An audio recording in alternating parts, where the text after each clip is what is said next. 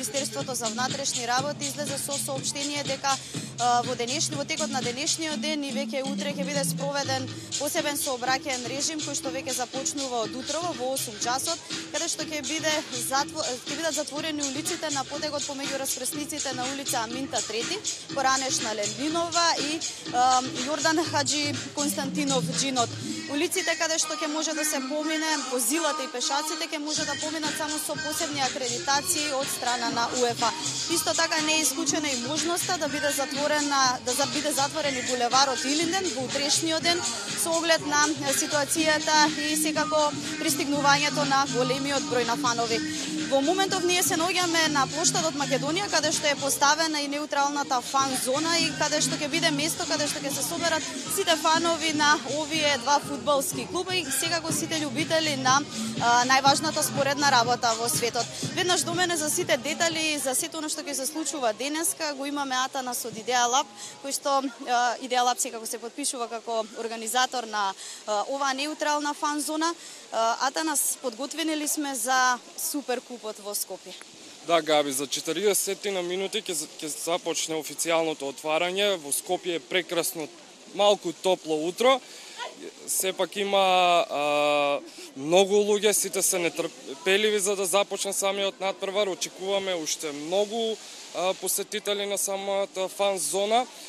Подготвивме низа активности, ние како извршители на организаторот, тоест град Скопје, се потрудивме да ги спремиме местата за шутирање пенали, местата каде што ќе играат 1 на 1 фудбал, исто ќе има место каде што експерти од Франција ќе играат фристайл фудбал. Тие ќе им покажуваат на сите посетители како да играат и како може да ги одмерат нивните способности со овие експерти. Во моментов се поставуваат и трите трофеи на УЕФА, трофејот на Лигата на шампионите, трофејот на Лига Европа и самиот Суперкуп на една локација веднаш до споменикот Војна Конј. Таму сите ќе можат да се фотографираат.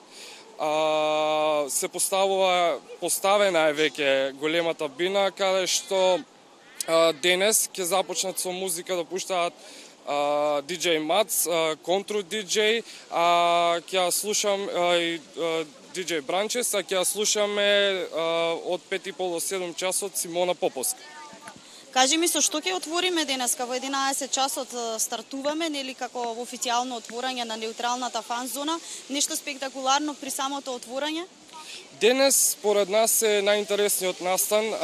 Млади момчиња од цела Македонија кои се надпреваруваат за да стигнат до ова финале на ова грасрут игралиште во неутралната фан зона, ќе се надпреваруваат за многу интересни награди и се надеваме дека самиот овој настан, самите трофеи кои се поставени, посетителите ќе ги инспирираат да постигнат многу повеќе подоцна во нивниот живот како фудбалери и професионалци.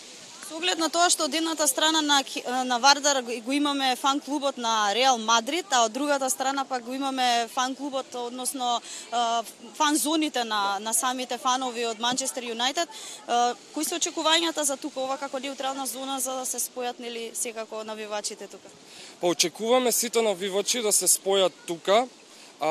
Всушност да бидат тука овие 2 дена на оваа прекрасна забава што ќе биде организирана. Фан зоните на плоштад Филип II, кај што ќе се соберат навивачите на Реал Мадрид, и фан зоната на платото пред спомен куќата на мајка Тереза, каде што ќе се соберат навивачите на Манчестер Юнайтед, е само стартно место од каде тие ќе тргнат кон самата национална арена Филип II и секоја патека е посебно одбележена за нив. И истите ќе бидат водени од само неколку волонтери и очекуваме кога ќе пристигнат таму, да пристигнат со сета еуфорија што ќе ја добијат тука во неутралната фан зона и надпреварот да биде прекрасно одбележен од нивна страна. Атана, за кого ќе навиваш, Манчестер Юнайтед или Реал Мадрид? Јас се надевам дека ќе победи најдобриот и немам некој фан од овие 2 клуба. Фала ти многу за гостувањето во вестите на телевизија Нова. Само да најавиме дека денеска точно во 12 часот на аеродромот во Скопје ќе пристигнат фудбалерите на овие големи фудбалски клубови Манчестер Юнайтед и Реал Мадрид.